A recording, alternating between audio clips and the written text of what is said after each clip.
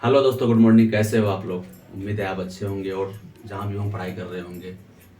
तो आप लोग को पता है हम लोग का सीरीज चल रहा है। एक्चुअली में हम आपको एक बात बता दें कि अभी आप लोगों को हम सिर्फ ट्रिक के माध्यम से सभी देश का मतलब पड़ोसी देश बता रहे हैं। एक प्रकार से समझिए तो आपके लिए अभी एक बाउंड्री बन रहा है। बाउंड्री बन जाने के बाद फिर आपको हम इन अंदर जाकर के जब पढ़ाएंगे तो शायद वो आप बेटर फील करेंगे, बेटर समझ में आएगा आपको। तो हम लोग बांग्ला मतलब भारत के पड़ोसी देश को पहले पढ़ा था, फिर पड़ोसी देश को पढ़ने के बाद उस सभी देशों की जो भारतीय राज्य की सीमा लगती है हम लोग उसको पढ़ रहे थे। हम लोग कहाँ तक आ गए हैं पढ़ते पढ़ते, जरा देख लीजिए। भारत के पड़ोसी देश को हमने पढ़ा था। भारत के पड़ोसी देश में आपने ये देखा होगा कि उसके साथ कौन कौन से देश हैं। क्या था उसका ट्रिक? था उसका ट्रिक था बचपन में बीए किया। क्या ट्रिक था? बचपन में बीए किया। तो हम लोग बी से था बांग्लादेश, हमने बांग्लादेश को पढ़ लिया है। उसके बाद च से था चीन, हमने चीन को पढ़ लिया है। और प से था पाकिस्तान, पाकिस्तान को पढ़ लिया। न से था नेपाल, नेपाल को भी हमने पढ़ लिया है। इनके पड़ोसी राज्य कौन से हैं भारत के। उसके बाद आज का टॉपिक मेरा क्या है? एम से था म्यांमार। आपको बताया था इस पहले हमने। आज म्यांमार की टॉपिक चलेगी और म्यांमार से सटे जो भी भारतीय स्टेट है आज हम लोग उसको पढ़ने वाले हैं। फटाफट हेडिंग डाल लीजिए। और म्यांमार को पढ़ने के बाद फिर हम लोग क्या कहते हैं, भूटान पढ़ेंगे, फिर अफगानिस्तान पढ़ेंगे। भूटान अफगानिस्तान को पढ़ने के बाद ये हमारा टॉपिक खत्म हो जाएगा। फिर हम सोच रहे हैं कि हिस्ट्री की भी कुछ क्लासेज आएंगी और इसके अलावा भी और सब्जेक्ट लाते रहेंगे हम। बस आप लोग देखते रहिए, सपोर्ट कीजिए, वीडियोस को शेयर कीजिए। एक बात हम हमेशा कहना चाहते हैं आप लोगों को कि वीडियोस को आप उन हर लोगों के पास शेयर कीजिए जिनको ज़रूरत है ना। क्योंकि बहुत ऐसे जगह हैं, बहुत ऐसे अभी क्षेत्र हैं हमारे यहाँ भारत के अंदर जो लोगों को एजुकेशन उस वे में नहीं मिल पाता है ड्यू टू उसके पास पैसे नहीं हैं। पैसे की वजह से बहुत लोग नहीं कर पा रहे हैं और हम नहीं चाहते हैं कि पैसे की वजह से कोई पीछे रहे एजुकेशन के मामले में। तो बाकी आप समझदार हैं, पढ़ते रहिए। और देखिए आज म्यांमार का टॉपिक है, स्टार्ट करते हैं। म्यांमार के पड़ोसी भारतीय राज्य, ये टॉपिक रहेगा ना। क्या टॉपिक रहेगा? म्यांमार के भारतीय पड़ोसी राज्य। आज आपको यही पढ़ना है, म्यांमार के भारतीय पड़ोसी राज्य। उससे पहले आपको हम एक बात बता दें, म्यांमार के बारे में थोड़ा सा एक जनरल आइडिया आपसे शेयर कर लें। आप लोग इनको याद रखिएगा। जैसे आप म्यांमार देख रहे हैं ना, म्यांमार का पुराना नाम कुछ और है। क्या नाम था इसका? नोट करते चलिए। म्यांमार का पुराना नाम था आपको बर्मा। क्या था बताओ आप लोग? म्यांमार का पुराना नाम क्या था? बर्मा। म्यांमार का पुराना नाम बर्मा। इस बर्मा की राजधानी थी रंगून। क्या थी? रंगून। बर्मा की राजधानी कहाँ थी? रंगून। क्या बताया हमने कि म्यांमार का पुराना नाम क्या था? बर्मा था। और इस बर्मा की जो राजधानी थी वो रंगून थी। आपको एक बात पता होगा, म्यांमार का भारत से बहुत ही पुराना संबंध है। जैसे 1857 की क्रांति के समय में भी आपको पता होगा कि यही रंगून है जहां पर बहादुर शाह जफर को गिरफ्तार करके जेल में डाल दिया गया था।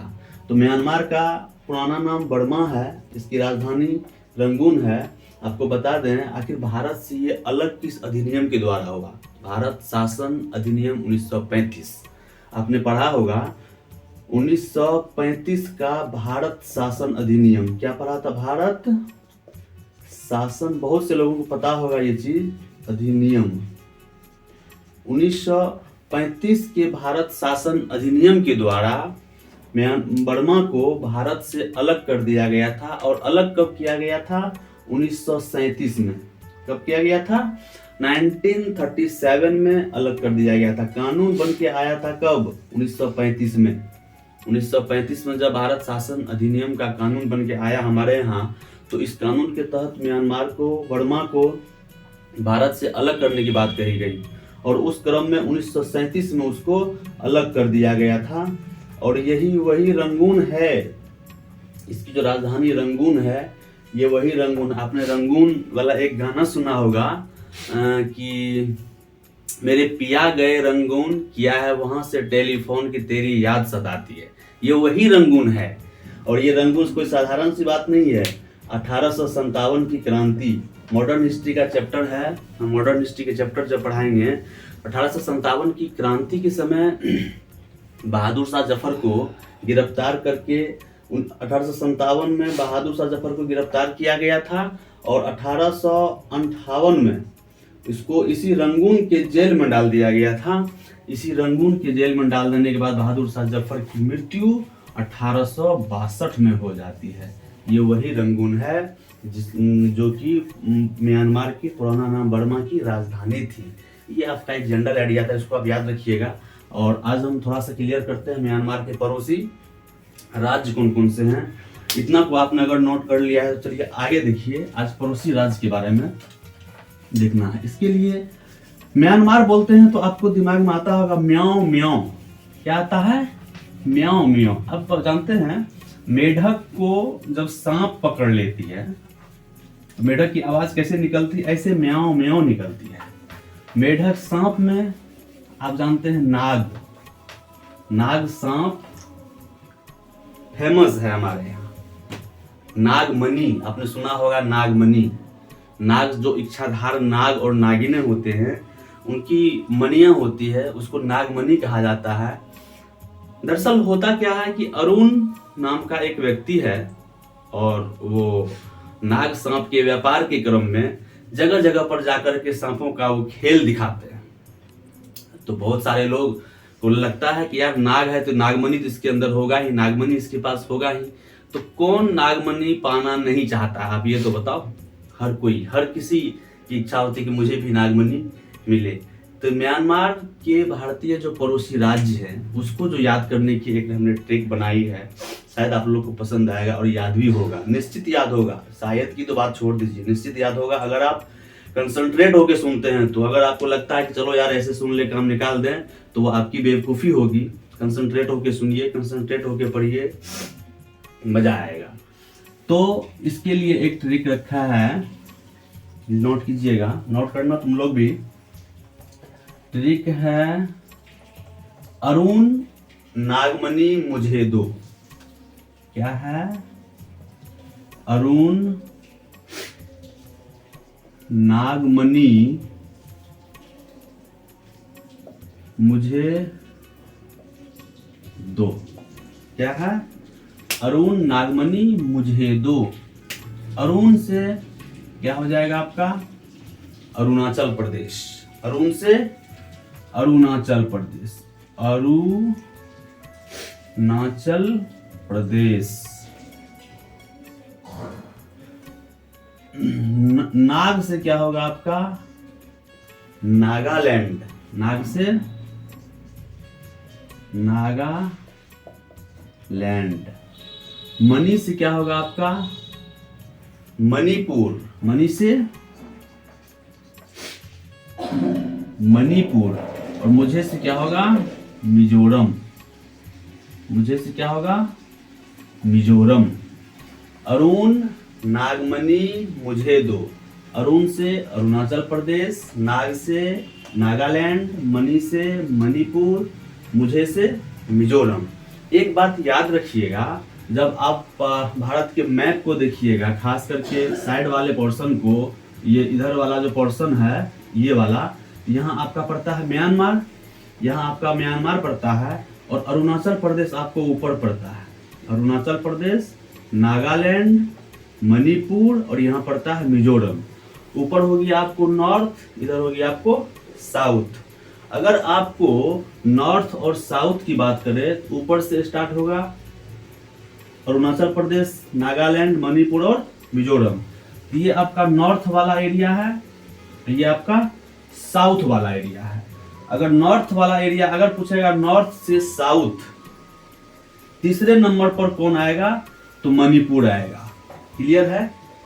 अगर नॉर्थ से साउथ पूछेगा तीसरे नंबर पर कौन आएगा तो याद होना चाहिए आपको अरुणाचल प्रदेश, नागालैंड, मणिपुर, मिजोरम। चौथे नंबर पे मिजोरम है, तीसरे नंबर पर मणिपुर है, दूसरे नंबर पर नागालैंड है और पहले नंबर पर अरुणाचल प्रदेश है। तो क्वेश्चन की नेचर को किस प्रकार वो बदल के पूछता है आपके सामने, आपको उसकी नेचर को पकड़ना है। यही पकड़ना आपकी रियल कलाकारी है, रियल नॉलेज है, इस बात को याद रखिएगा। अगर आपको साउथ से पूछ देगा उल्टा करके, साउथ से नॉर्थ, अगर पूछ दिया साउथ से नॉर्थ में तीसरे नंबर पर कौन है, तब आपका नागालैंड हो जाएगा। ये चीज आपको याद होना चाहिए। बाकी आपको समझ में आ गया होगा। अरुण नागमणि मुझे दो, अरुणाचल प्रदेश, नाग से नागालैंड, मणि से मणिपुर, मुझे से मिजोरम। बाकी इसको आप लोग देखते रहिए, पढ़ते रहिए। 2 चीज बचा है, क्या क्या बचा है, भूटान बच गया है और अफगानिस्तान बच गया है। भूटान अफगानिस्तान को क्लियर करने के बाद फिर हिस्ट्री के टॉपिक भी लाएंगे। अभी बहुत सारे टॉपिक आने बाकी हैं, आप लोग लगे रहिए, मेहनत करते रहिए। बहुत लोगों को हमने बोला है कि अपना कॉपी बनाइए और उस कॉपी में इस चीज़ को नोट कीजिए, यकीनन बहुत काम आएगा। आज आपने मणिपुर की बात, मणिपुर की अच्छे समझ गया होगा कि मणिपुर में मैंने क्या क्या बताया। म्यांमार का पुराना नाम क्या था, बर्मा नाम था। म्यांमार का पुराना नाम बर्मा, उसकी राजधानी कौन थी, रंगून। रंगून किस लिए फेमस है आपको वो भी बता दिया हमने कि बहादुर शाह जफर को जेल में वहीं पर डाला गया था और वहीं पर बहादुर शाह जफर की मृत्यु हो जाती है। फिर हमने उसके पड़ोसी देश को, पड़ोसी राज्य को देखा, और नॉर्थ से साउथ और साउथ से नॉर्थ। क्वेश्चन अगर किसी प्रकार से पूछे आपका जवाब यहाँ पर आना चाहिए। बाकी आप लोग कमेंट करके बताइएगा और ज़रूरतमंद लोगों को वीडियो शेयर कीजिए, पहुँचाइए उन तक। मेरा मिशन अलग है, इस मिशन के माध्यम से हम उन सभी लोगों को एजुकेशन पहुंचाना चाहते हैं जिनको कि एजुकेशन के लिए ना तो इकोनॉमिकल, एजुकेशन के लिए ना तो उसके पास उतनी इकोनॉमी है और ना ही वो माहौल में है जो वहाँ पर उनको ऐसी एजुकेशन मिल पाए। तो कोई भी बच्चा ना छूट पाए, कोई भी स्टूडेंट ना छूट पाए, उन सभी लोगों तक शिक्षा पहुँचाइए। बाकी अच्छा रहेगा हमारे लिए, क्या हमारे देश के लिए अच्छा रहेगा। अगर आप चाहते हैं कि हम देश के लिए कुछ करना, तो आप देश के हर एक युवक को, देश के कोने कोने में आप वीडियो जितना शेयर करेंगे उतना फैलेगा, उतना लोगों तक जाएगा, उतना लोग इसको समझ पाएंगे, उतने लोगों को प्रॉफिट होगा। बाकी मिलते रहेंगे नेक्स्ट टॉपिक में, फिर आप लोग पढ़ते रहिए। जय हिंद।